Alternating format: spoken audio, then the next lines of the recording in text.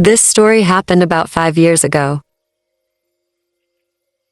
I went with my brother and his friend Sean to see some spy movie. I don't even remember what it was called. My brother and Sean were 8 years old, and I was 17 at the time. So I had to go with them because my parents were busy. It was a Friday night, so the movie theater was packed. It was a fairly large theater, and a good number of different movies showing at once. We decided to sit in the very back, middle of the theater that we were in. There were some pretty good seats. There was maybe around 30 other people at this movie. Kind of a lot, but not too crowded. We were watching the previews before the film, when my brother said they wanted food. So we all went to the concessions. When we got there, we got in line and waited. The movie theater had a display, about 20 feet away of an upcoming movie. My brother and Sean walked over to look at it. Once it was my turn, I ordered our food and got it. Then I went back over to my brother. But Sean wasn't with him. I asked him where he was. My brother said that he went with a man. What man? I asked him. The man that was just here, my brother said. My heart started pounding and I got really hot. I asked him where they went. My brother pointed down the hall. I ran in that direction and saw, at the end of a long hallway, a man opening an exit door, with a boy leading outside. I spread it as fast as I could to the end of the hall, and busted the door open and ran outside. I looked around for a couple of seconds. Then I saw the man opening a car door, and Sean was with him. I yelled at the man and ran towards them. Then I saw a man push onto the ground and quickly get in his car and drive away. John looked really confused. I ran over and helped him to his feet and asked him if he was all right. He was fine, but he asked me why the man pushed him. I told him he was trying to kidnap him, and we went back inside to find my brother. Once we did, I reported the incident to the theater, and the police were called. It was a whole big scene, and everybody came out to watch. I was, unfortunately, unable to get the man's license plate in the heat of the moment, but thankfully, I was able to save Sean from potentially being abducted. I asked my brother and Sean why he went with the man. They told me the man promised him a new video game that had recently come out. It turns out my brother already had the game, so he didn't want to go with, but Sean didn't have it yet. That was my movie theater horror story.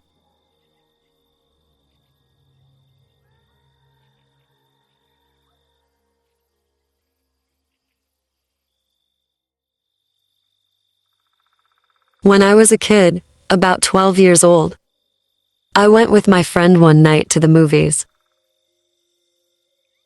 There was this really old movie theater, a couple of miles from my house, and my friend and I would occasionally ride our bikes there to go to movies. We didn't go that often, but it was always a fun time when we did. One of those nights, we went on a day that it wasn't very busy. We went to see a movie, and when it was done, we wanted to sneak into another one. We got into one auditorium and snuck into the back. We stayed there for about 5 minutes, but we weren't really into the movie that was playing, so we decided to sneak into another one. We left and went into the one next door. This one was on the end. It did not have a movie playing in it, and was completely empty and quiet.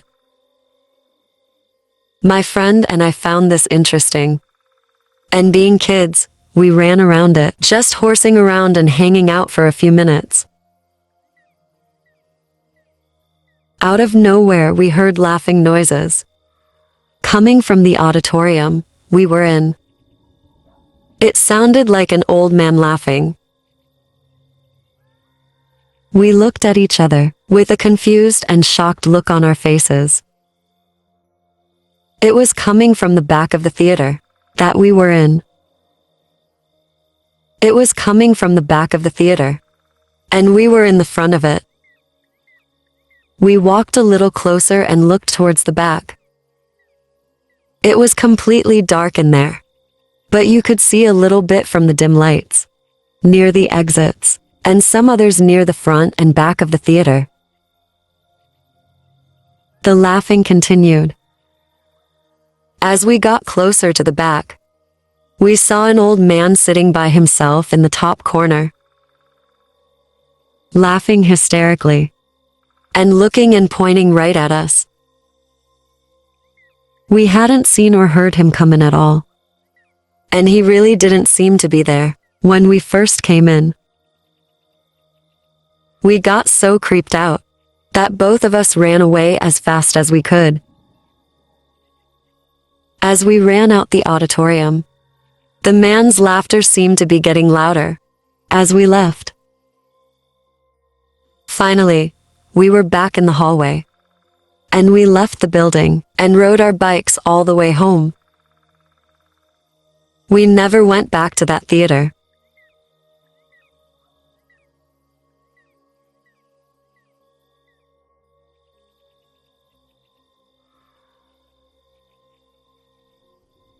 I used to work at a movie theater when I was in high school. It was a decent job because I can get lots of free popcorn to bring home to my family, and we would occasionally get into movies for free. I also like my coworkers because a couple of them went to high school with me. But on one night in particular, I was working at the concessions, and as it got late, all of the other workers went home, except for me and a guy named Robbie.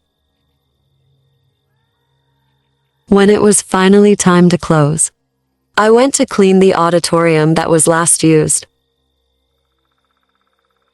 I went in, and I was happy to see that it wasn't that dirty. There was just some garbage scattered around the floor. I went over and began to sweep it up. Then I heard the door open and shut.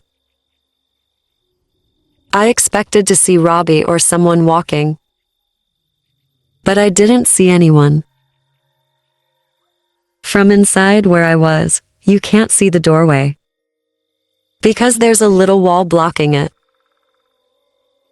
I guess somebody opened the door, but then walked away and decided not to come in. I kept sleeping. About 5 minutes later, I finished and went to leave. But when I got inside of the doorway, I saw a man standing in front of it, blocking it. It wasn't Robbie. In fact, I didn't recognize him at all. It was a kind of big man, about 6 feet tall, dark hair, a dark jacket, and a big build. I asked him if I could help him. He responded by saying yes. Come here, and open his arms like he wanted a hug. The way he said it was just so creepy. I immediately backed away. When I did, he began to walk after me. I turned to run, But he caught up with me and put his arms around me. He was much bigger than I was. I screamed as loud as I could. The man told me to shut up and covered my mouth with his hand. I moved around and struggled as much as I could. But the man had his arms around me, and I was unable to escape. He started walking me to the exit, telling me to be quiet or he would hurt me. We got about 5 feet from the door when it swung open, and I saw Robbie standing there. He ran up and hit the man, and there was a struggle. I was able to free myself, and I immediately went to call the police.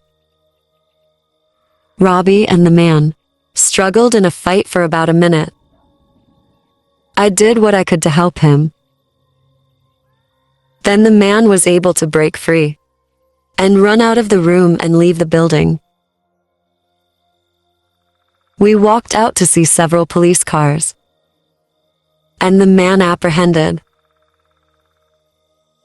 I am very grateful for Robbie for getting me out of that situation.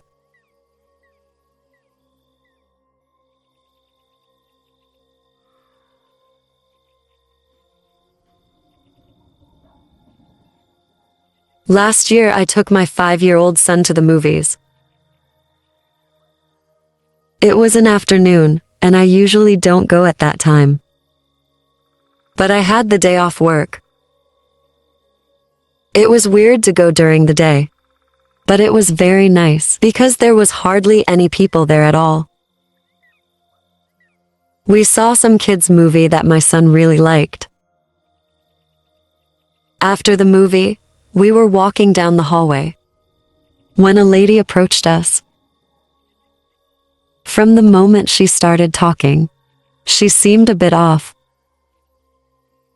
She seemed to be in her 50s, and the things she said did not make a whole lot of sense. She said something along the lines if she needed a ride to her boyfriend, and she had no money. I told her sorry, but I couldn't help. I didn't know what she was doing at a movie theater if she had no money. It seems so odd and sketchy to me.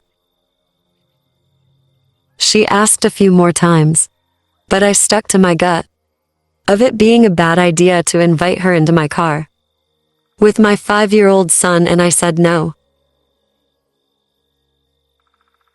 My son and I left and walked into the parking lot. I could sense the woman following us, and when I turned around, I saw that she was, in fact, following. I did my best to ignore her, and my son and I got into my car and left. As I was driving away, I saw the woman get into a car and drive off as well. That confirmed to me how sketchy she was. In fact, because she clearly didn't need a ride if she had her own car.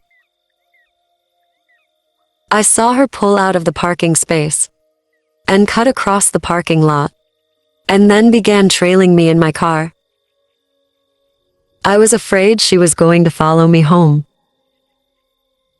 But luckily for me, a car pulled out in front of her and got between us. So that made me feel a lot better. About 10 minutes later, we got home and went inside. But not too long after that, I saw the lady's car pull up. She parked right in front of our house. My wife asked who was here. I didn't want to worry her. I said I didn't know, and decided to go out and confront the lady. I walked outside to her car. I asked her why she followed me home.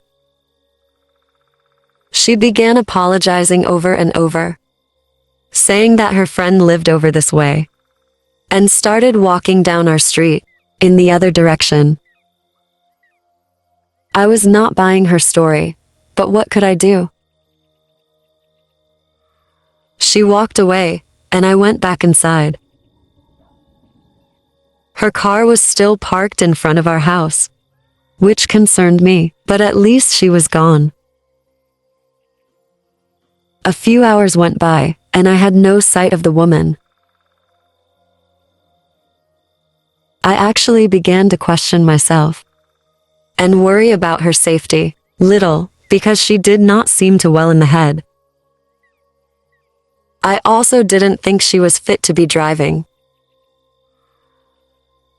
I was watching TV that night at about 8 p.m. when I heard a pounding at my front door. Then I heard screaming. My wife and son came into the room, and I got up to see the woman pounding, hysterically, on our front door. This time I didn't hesitate to call the police. And I told my wife and son to go into our bedroom. I stayed by the front door, hoping that the woman would go away, and the pounding would stop. She was stubborn though, and she stayed at it for a good 5 minutes. Then the police showed up and took her away. My front door had some damage, but overall was still in good shape. I hope the lady gets the help that she needs.